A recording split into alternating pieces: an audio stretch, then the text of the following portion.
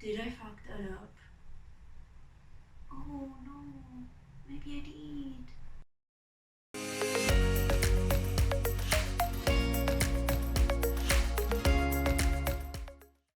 Hello, and welcome to my kitchen. I'm Gabby, and today I will begin my segment that I hope to continue with, which is called Gluten-Free Adventures! Yay! And today, you see, the problem with being gluten intolerant is that there is never any good bread, and I miss bread so much. So today, I'm going to start a sourdough. So, I've been on the Googles a lot, and it's apparently quite simple. It's about as simple as starting a normal sourdough. The difficult part is just, making sure that it's alive. So, we shall start with rice flour and some water and some honey that will introduce the bacteria. And it's pretty easy. It's same amount of flour as it is water, and then some honey, and you blend it all in a jar and you wait a couple of days, and then hopefully it's bubbly all nice, and then you can make bread at a later date. And since I'm at home and doing nothing else except for working, I might as well feed my sourdough every day, because that's my small little pet. So, the recipe calls for one big jar to store everything in, but the issue is that our glass jars are either humongous or really small. So, instead of a jar, I will use this really big glass of beer, but without the beer inside, because that would defeat the purpose of the sourdough. So, this is very easy. It says 1 cup of rice flour and 1 cup of water. You know what I found annoying is that following American recipes, just use the fucking metric system. How hard can it be? It's, tens and stuff. It's probably the easiest way to count how much stuff is. Anywho. So, how riveting isn't this content, huh? Just seeing me pour flour and realizing I need to buy more flour. You can, of course, use something else. Instead of rice flour, you can use buckwheat or corn or anything. The recipe specifically called for rice flour, but it does say that you can use something different. But I thought, hey, and I got flour all over the place. It's fine. It's fine. Shh. It's cool. So, 1 cup of water. Our finest Stockholm tap water.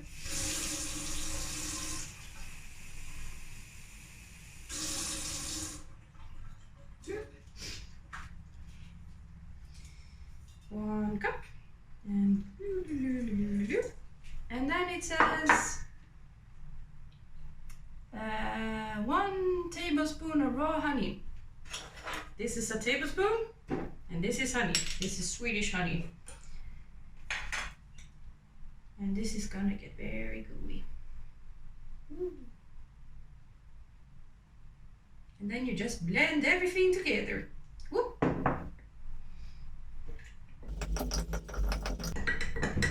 We should call this something. Ooh, what should I name my sourdough?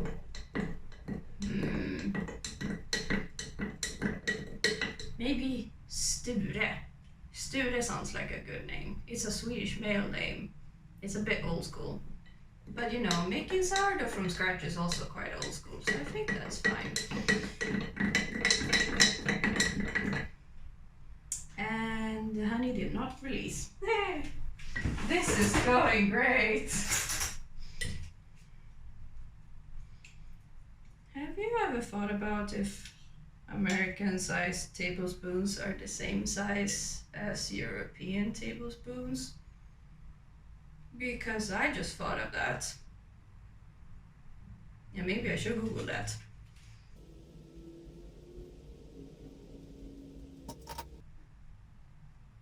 Hey, it's the same! Excellent. I should have checked that before I started this, but am such a great planner. No, actually, I am quite a great planner, but you know, I just assumed that tablespoons would be the same everywhere, but we're also talking about a country that uses cups instead of deciliters, so it is what it is. Let's see, everything seems to be combined more or less. And now I just have to feed Sourdough every day for 5 days or something. I should check that out. Let's see. Blah, blah, blah. It will take 3 to 5 days depending on the temperature in your kitchen. Well, it's getting warmer. Also, it doesn't say what it should be. But I mean, I've had other things fermenting and it has worked out fine. So I shall see you in a couple of days. Bye!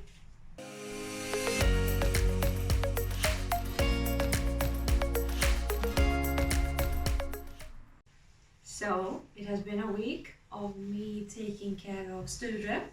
I have fed him, I've looked after him, and as you can see, he's quite bubbly, which is good because then this means that the fermentation is ongoing, so it releases gas, and therefore there are 2 types of bacteria. Well, there's a bacteria and then also a yeast, and they eat the flour that I feed Sture every day, and when they eat, they then release gas, as most of us humans do as well. Not so different. And then those gas will then help the dough to rise. Rise, my children! So, I am following a recipe from the feed. I will link it down below. And I really enjoy this because now that it comes to the baking part, it actually says everything in grams, and I'm very excited by this because, as I mentioned earlier, I think, maybe, I find it really difficult when they say 1 deciliter of flour, and you know, it depends how tightly packed the flour is. But, ironically enough, I actually saw a video from Bon Appetit where Molly actually explains how you should measure flour, and you should put it like from a spoon directly in the cup measurer so that the flour is like all fluffy and stuff, so you don't pack it. So, pro tip there. So the step now is to take 500 milliliters of water, and she apparently, oh I mean maybe it is a she, I don't know, sorry. So according to a recipe, they put everything in the food processor and then they mix it and then they let it rise for overnight, at least 7 to 8 hours. And I do believe it's because, as some of you may know, gluten-free can be a bit troublesome to make it rise, so it needs quite a lot of time to rise. But also it is sourdough, so therefore it is a bit more, you know, special, and it takes a bit more time than using store-bought yeast. So 500 milliliters of water, and then it's 1 tablespoon of honey or maple syrup. I will use honey because I do prefer that. And whoop. If you hear someone in the background, it's my partner. He's been to the gym because he's buff. No, it's great. It is very important that you take care of yourself, especially now when you mostly just sit at home and I've probably gone up so much in weight. But you know, that's another problem. I'm just home eating food and not moving around so much. Anywho, and then 500 milliliters of the sourdough. A deciliter. Ooh. Oh yeah. Yeah. See, can you see? Can you see all the bubbles? And this is just from scooping it up. So this looks great, I think.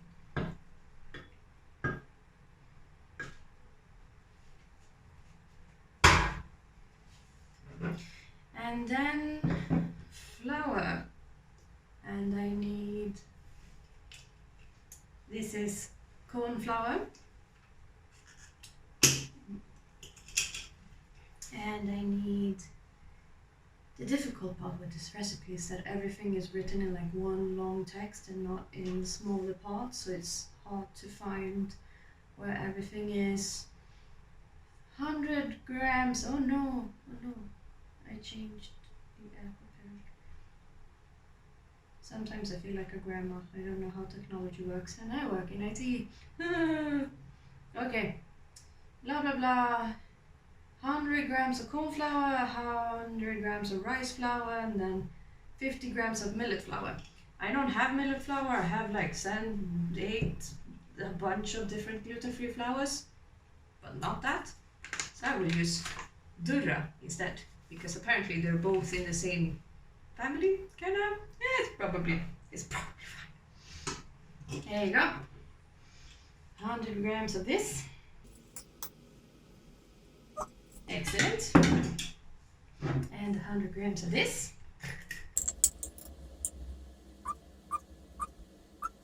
And then, please, no, I don't want flour everywhere. 50 grams of this.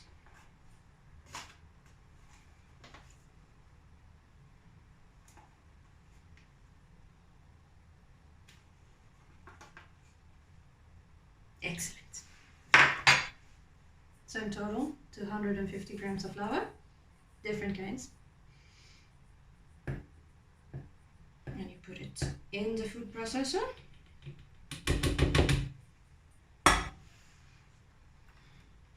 And then just let it mix, I guess.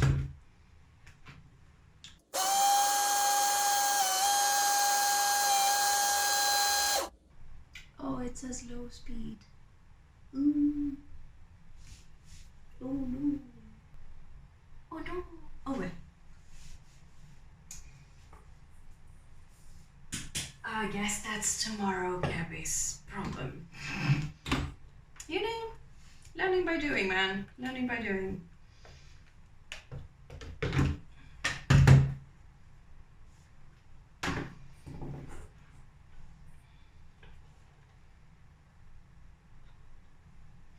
And then you just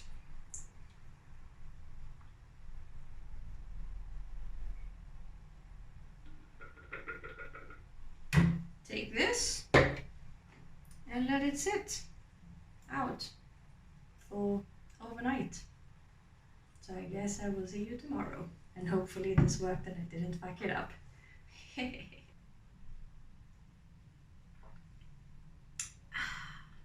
Excellent tea today.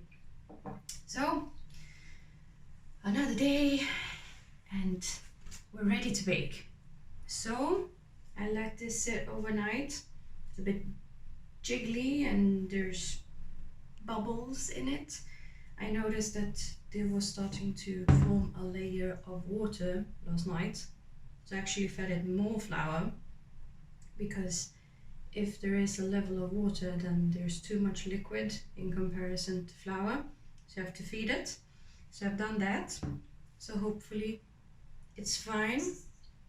So today we're basically mixing it all up, waiting it for rice, and then putting it in the oven and hopefully eat bread later.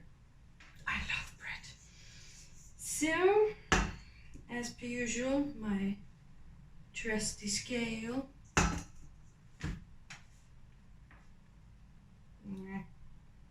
Come on. There you go. So, there you go. 75 grams of the millet flour, but I'm using durra instead.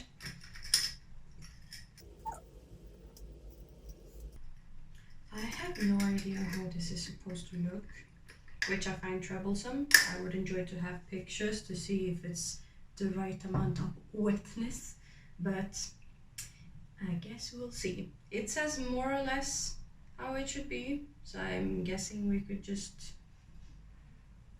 guess a bit to see if it's right or not. Trial by error.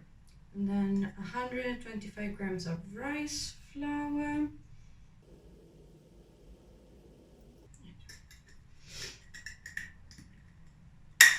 35 grams of Physulium, how do you, physulium, sure, that sounds about right. And this will help with keeping the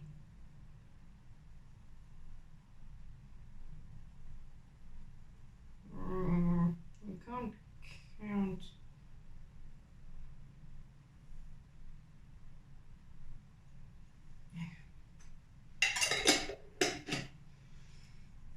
The physulium husk fibers will help with the making like a barrier to keep the air in, because that's what the gluten in normal bread does. It like creates this net, gelatinous net that keeps all the air in, but that's the thing that I can't eat because I have celiac disease. And therefore physulium fiber is something that you can use instead of it, because it's gelatinous in the same kind of way, and it will help, hopefully. And then it's 1.5 tablespoons of coconut flour, which is this one. Blue. And then some salt. Some cardamom, a teaspoon. I like the cardamom, it smells like Christmas. But I mean, it will be so little, so it's not like the whole loaf will taste of cardamom. I think it's just to get some depth in the flavor. There you go. And then some salt, I believe. 1.5 teaspoon.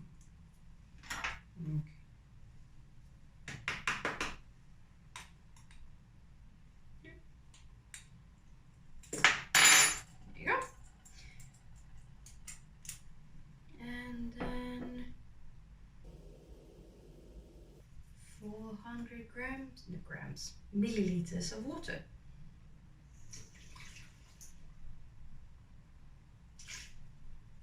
There you go. And of course, the mixture that we did yesterday. Oh, it's so, oh wow. Yes. There was definitely quite a lot of air in there, so that's exciting.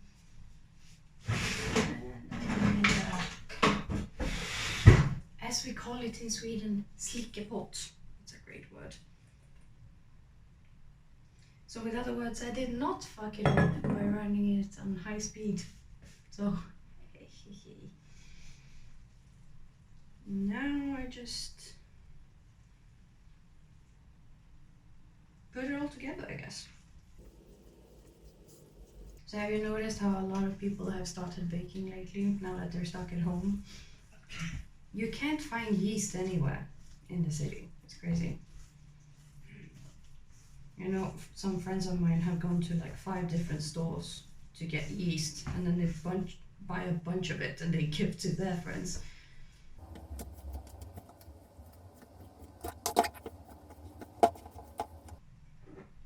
Tea break.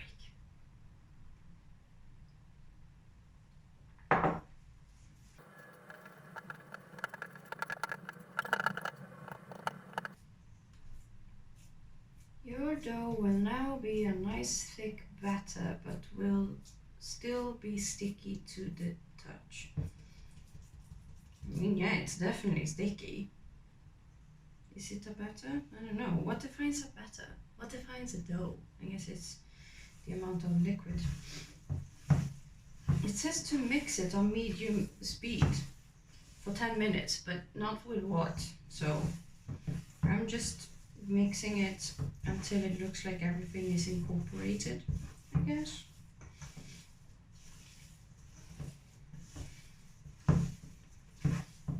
And I will not do this by hand because it's way too wet for that. It looks very yellow. I guess it's the corn flour.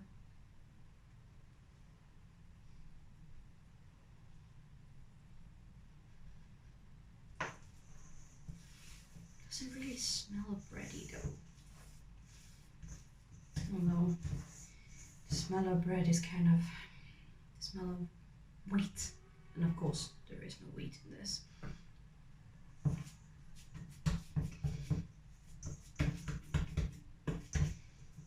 I think this is done, maybe. So I will cover this with a towel. And I will put it somewhere warm. I will preheat the oven at 420 Celsius and I will put it on top of the oven so it stays somewhere warm and cozy. And then in 1.5 hours it's ready to bake. Yay! See you then. And we're back. Excuse the dishwasher in the background. I do not feel like washing everything by hand. So I have a machine that does it for me, but it also makes a lot of sounds. So it's been a bit more than an hour and a half. I think it's been like 2, and it has risen a little bit, but not much. When I poke it, it does spring back, so that's something at least. And you know, if it doesn't turn out good, it could be a learning experience. Learning by doing, as we say in the Scouts. So I will dust my working area with some rice flour. Ooh, magic.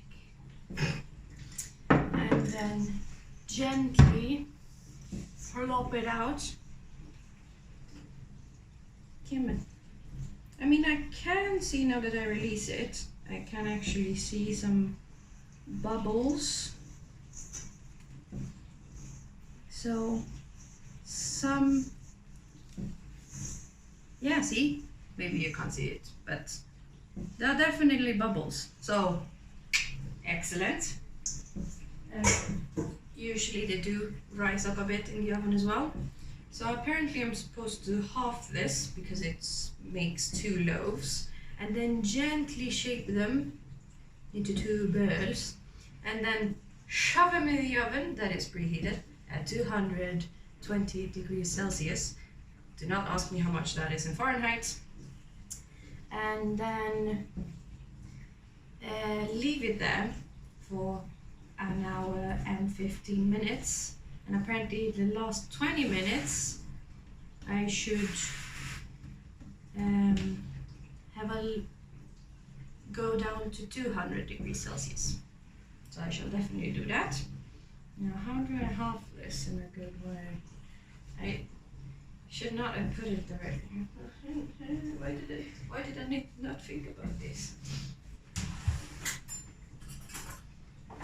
There you go. Bloop. Bloop. There you go.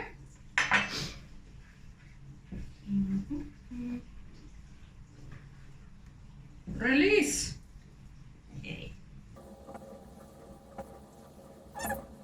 Put these like so.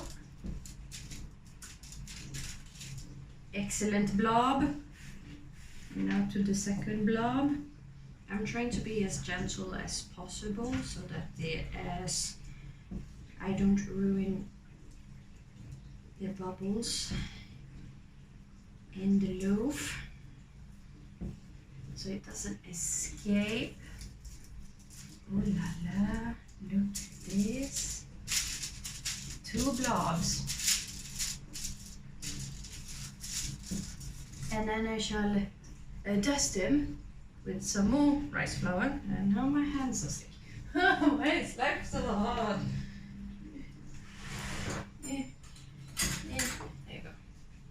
A spoon.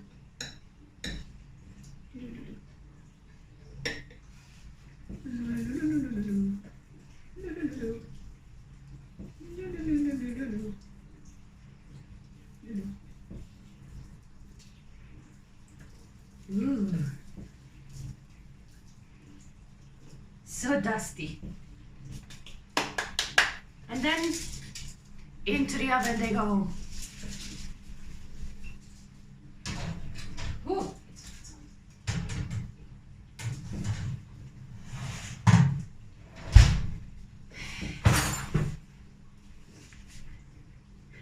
now we wait.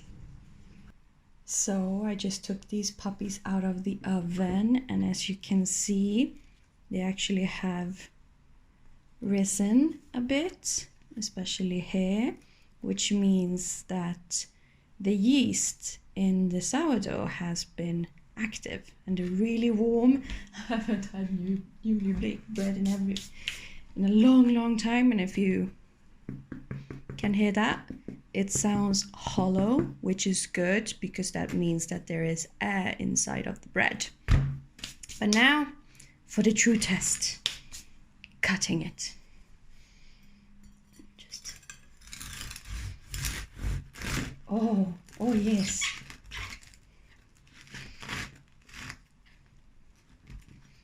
Oh, look at that seam. Oh yes.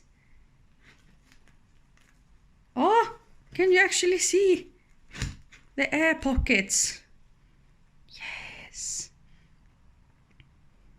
I think this is going to be excellent. I am so happy. Yay! Thank you for being on the first installment of Gluten-Free Adventures, and I will see you on the next time. Please subscribe!